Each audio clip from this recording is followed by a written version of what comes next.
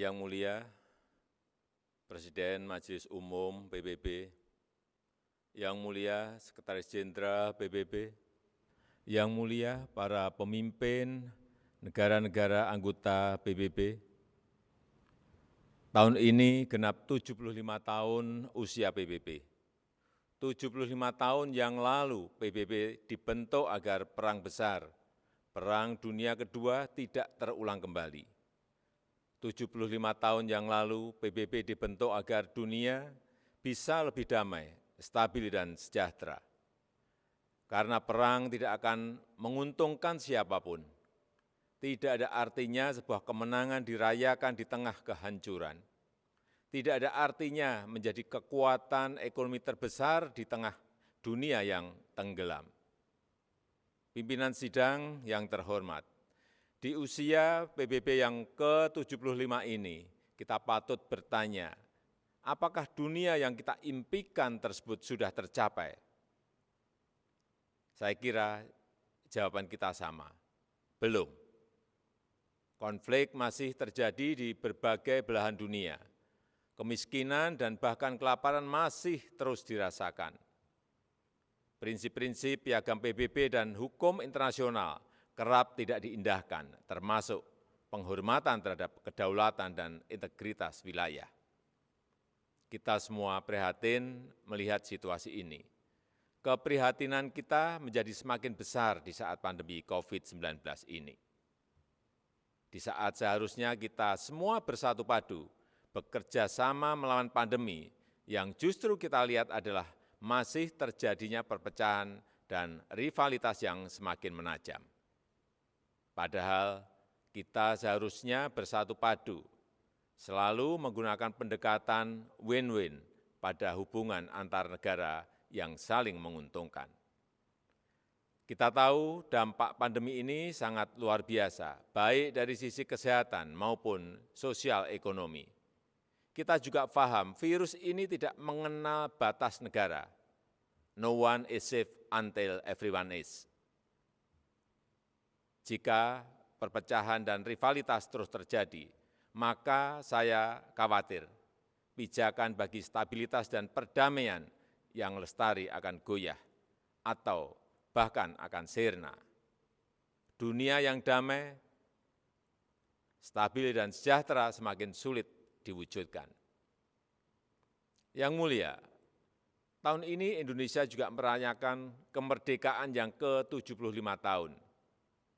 Dan sudah menjadi tekad kami, Indonesia terus berkontribusi bagi perdamaian dunia sesuai amanah konstitusi.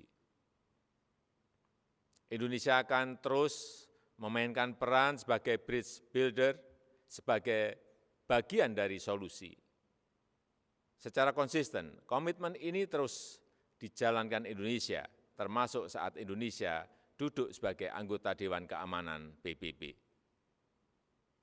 Spirit kerjasama akan selalu dikedepankan Indonesia, spirit yang menguntungkan semua pihak tanpa meninggalkan satu negara pun. No one, no country should be left behind. Persamaan derajat inilah yang ditekankan oleh Bapak Bangsa Indonesia, Soekarno, Bung Karno, saat konferensi Asia Afrika di Bandung tahun 1955 yang menghasilkan Dasar-Sila Bandung. Hingga kini prinsip Dasar-Sila Bandung masih sangat relevan, termasuk penyelesaian perselisihan secara damai, pemajuan kerjasama, dan penghormatan terhadap hukum internasional. Palestina adalah satu-satunya negara yang hadir di konferensi Bandung, yang sampai sekarang belum menikmati kemerdekaannya. Indonesia terus konsisten memberikan dukungan bagi Palestina untuk mendapatkan hak-haknya. Di kawasan kami sendiri, bersama negara-negara ASEAN lainnya, Indonesia terus menjaga Asia Tenggara sebagai kawasan yang damai, stabil, dan sejahtera. Pada hari jadinya yang ke-53, 8 Agustus 2020 yang lalu, ASEAN kembali menegaskan komitmennya untuk terus menjaga perdamaian dan stabilitas kawasan. Spirit kerjasama dan perdamaian inilah yang kemudian didorong Indonesia ke kawasan yang lebih luas, kawasan Indo-Pasifik melalui ASEAN Outlook on the Indo-Pacific. Yang mulia, melihat situasi dunia saat ini, izinkan saya menyampaikan beberapa pemikiran. Yang pertama, PBB harus senantiasa berbenah diri, melakukan reformasi, revitalisasi, dan efisiensi. PBB harus dapat membuktikan bahwa multilateralism delivers, termasuk pada saat terjadinya krisis. PBB harus lebih responsif dan efektif dalam menyelesaikan berbagai tantangan global. Dan kita semua memiliki tanggung jawab untuk terus memperkuat PBB, agar PBB tetap relevan dan semakin kontributif sejalan dengan tantangan zaman.